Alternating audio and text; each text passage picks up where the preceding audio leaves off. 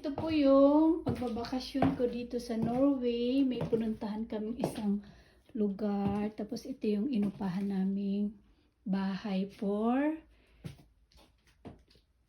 3 nights and 2 days. Ayan. Yan yung kwarto. Mura lang siya mga kababayan. 100 franc lang. For 4 days and 3 nights. Ayan. Ah, mali pala. 2 nights and 3 days. Ayan. Kasya ang 6. Tapos, 100 franc lang siya. Diba? Pwede kang magluto para mas, kung gusto nyo mas makatipid kasi marami kayo. So, mas tipid kung magluluto na lang kayo at wag na sa restaurant kakain.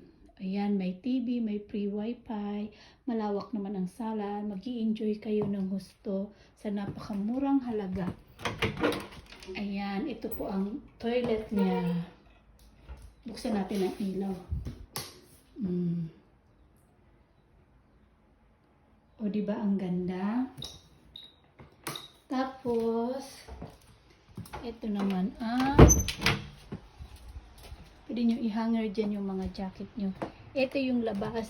So, dahil 7 po kami na magkakasama, kasi 6 na miyembro yung pamilya ng kapatid ko dito sa Norway, plus ako, bali 7 kami, hindi pwedeng isa lang ang uupahan namin. So, 2 po yung inupahan namin na magkatabi. Ayan yung labas niya. Ayan, bababa tayo. Napakamura kaibigan kung gusto nyong mag-holiday dito sa Norway. Ayan.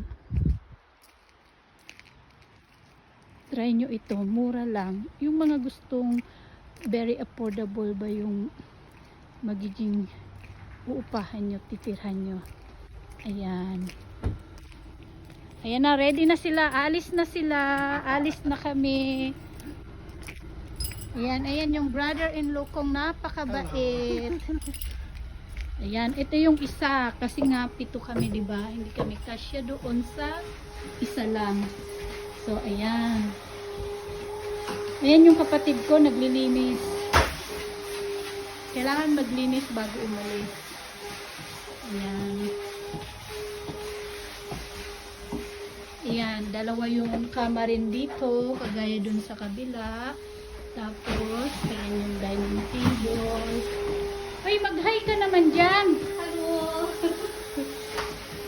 So, ayan. Tapos, ito yung isa pang kwarto. So, pwede kayo, kung 12 kayo na magkakasama, mag-share na lang kayo sa upa. O, ayan, diba? Sobrang tipid. Ayan. Bye-bye, mga kabayan.